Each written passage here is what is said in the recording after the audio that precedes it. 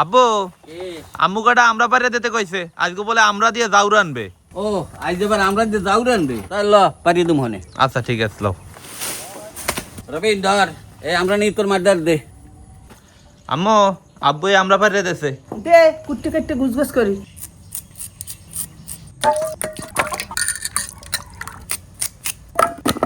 আমরা কাটা হয়ে গেছে, এখন এই চাউলের ডাল পানির মধ্যে দিমু।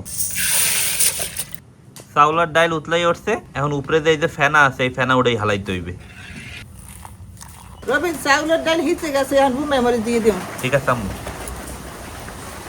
হলদির গুঁড়ি, নুন, এখন দেবো আমরা। এখন সবকিছু ভালো মতো লাড়ে সাইডে একলগে মেয়াইতে হইবে। ও বর্মা কে কি রান্ধো? ডাল হিসাবে জাউরান দি মনে খাওয়াবে না?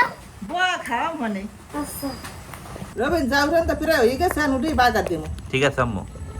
বাগার দেওয়ার পান্নে করের মধ্যে দিয়ে দিতে আসি সয়াবিন তেল, কুচাইনা পেঁয়াজ, কুচাইনা রসুন।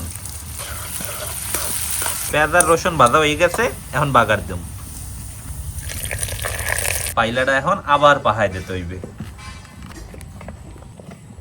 অবশেষে আমাকে আমরা দিয়ে জাউরান দেওয়া হয়ে গেছে, এখন পাইলাটা উপরেটাই থুমো। বিসমিল্লাহ।